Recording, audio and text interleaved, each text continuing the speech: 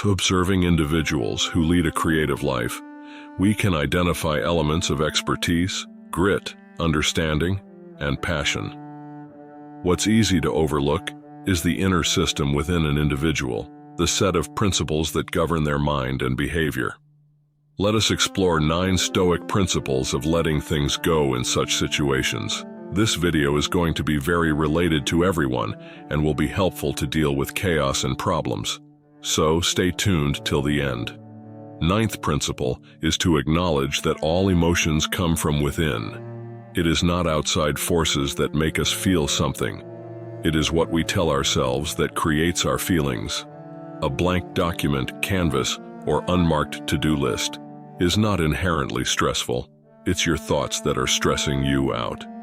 Many of us want to place blame and responsibility on external objects because it's easy to do. But the truth remains that all conflicts start internally, in our minds. When we flee from reality, a deadline, an urgent email, we are doing nothing but harming ourselves and undermining our self-discipline. Marcus Aurelius once said, "Today I escaped anxiety," or no, I discarded it because it was within me, in my own perceptions, not outside. Isn't it true? So the next time you run into an obstacle and feel resistance, don't look at what's around you. Instead, look within. 8th principle is to find someone you respect and use them to stay honest. When I first started my blog and called myself a writer, who could I look up to? The courses at my university were irrelevant to my aspirations and desires. Luckily, the internet provided access to great writers, their stories, work, and admonishments. I can point to someone I respect and say, look at the value they provide, their work ethic, their platform. That is worth learning from. Whatever you do, create apps, draw portraits, write books, or make animation films, there are individuals that you can learn from. You can study their story, works, techniques, successes, and failures. You can listen to interviews or even reach out to them by sending an email. You can discover patterns of success and apply it to your life. Seneca's words echo in our minds as, "Choose someone whose way of life as well as words, and whose very face as mirroring the character that lies behind it, have won your approval. Be always pointing him out to yourself either as your guardian or as your model." This is a need, in my view, for someone as a standard against which our characters can measure themselves. Without a ruler to do it against you won't make the crooked straight. What's important to realize is that this isn't an exercise of comparison. If you don't get a book deal in 8 months, or if your product doesn't hit number 1 in the first week, like your role model, that doesn't make you a failure. Instead, how can you learn from your heroes? How are their teachings and principles helping you grow, learn, and create? Everyone, no matter how successful they are, has heroes, mentors to look towards. 7th principle is to recognize there is life after failure. You can spend months or even years on a project, only to watch it be criticized, or worse, ignored. I once worked on a project thinking that it would do fairly well. I spent an entire year on it, and it was my most vulnerable work to date. The outcome was similar to having a baby and all the doctors laughing out loud saying, "My goodness, that is an ugly baby." Consider the words of Steve Jobs, co-founder of Apple, who, in a commencement address, emphasized the impact of contemplating mortality on decision-making. Jobs stated, "Remembering that I'll be dead soon is the most important tool I've ever encountered to help me make the big choices in life." Jobs' insight reflects the Stoic wisdom that acknowledging the impermanence of life can be a catalyst for living authentically and purposefully. Marcus Aurelius once said, "Does what's happened keep you from acting with justice, generosity, self-control, sanity, prudence, honesty, humility, straightforwardness, and all other qualities that allow a person's nature to fulfill itself?" So remember this principle when something threatens to cause you pain. The thing itself was no misfortune at all. To endure it and prevail is great good fortune. That's what failure feels like when you share a part of you. But recovering from that failure is a practice, a mindset. In fact, the lessons that I internalized from that experience is helping me do better work.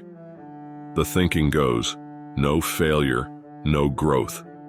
Sixth principle is to live according to nature. Living according to nature, as advocated by the Stoics, is a philosophy centered on embracing the natural order of the world and finding tranquility in accepting the course of events. This principle encourages individuals to refrain from futile resistance against the inevitable and to detach themselves from elements beyond their control. In essence, it is about harmonizing one's life with the inherent rhythms of the universe. The Stoic philosophy emphasizes the importance of maintaining equanimity in the face of life's uncertainties. By aligning one's actions and mindset with the natural order, individuals can navigate through challenges without succumbing to unnecessary distress. It is a call to embrace a mindset that acknowledges the limits of personal control and recognizes the impermanence of external circumstances. This concept becomes clearer when considering the Serenity Prayer, often attributed to Reinhold Niebuhr, which embodies the essence of living in accordance with nature. Grant me the serenity to accept the things I cannot change, the courage to change the things I can, and the wisdom to know the difference. This prayer underscores the wisdom of acknowledging the natural limitations of control and highlights the importance of focusing energy where it can make a meaningful difference. Fifth principle is to focus on what you can control.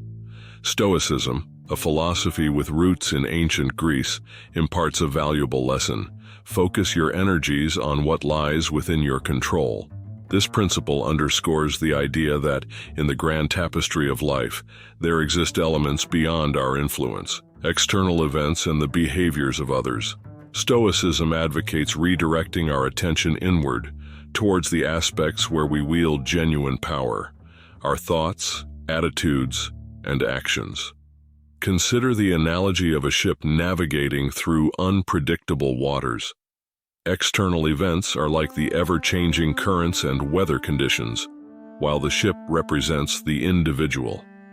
Stoicism encourages individuals to become skilled captains, adept at maneuvering their internal ship, despite the external tumult.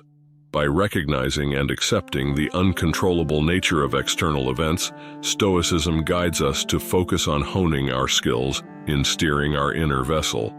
The Stoic emphasis on directing attention to the controllable aligns with the modern concept of the locus of control in psychology. Individuals with an internal locus of control believe they can influence their life outcomes through their choices and efforts, fostering a sense of empowerment.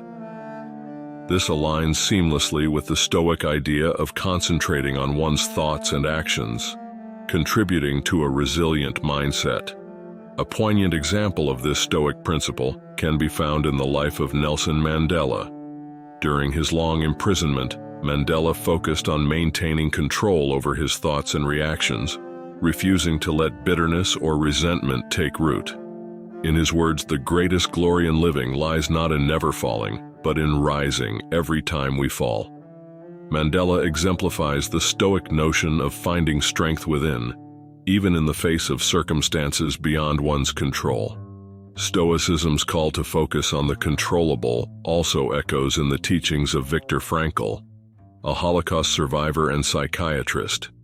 In his book Man's Search for Meaning, Frankl emphasizes the freedom to choose one's attitude in any given set of circumstances.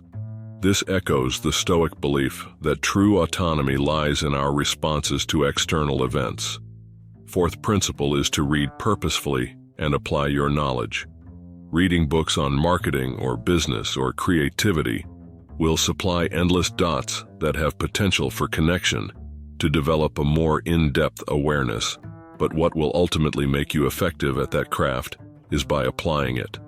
Reading prepares your mind, even helps you avoid foolish mistakes, but at the end of it all, there must be the result of some action, a failure, maybe a success, or a lesson. You might have heard about the quote of Epictetus, "Don't just say you have read books. show that through them you have learned to think better, to be a more discriminating and reflective person. Books are the training weights of the mind. They are very helpful, but it would be a bad mistake to suppose that one has made progress simply by having internalized their contents. The purpose of education is to internalize knowledge, but ultimately spark action and facilitate wiser decisions.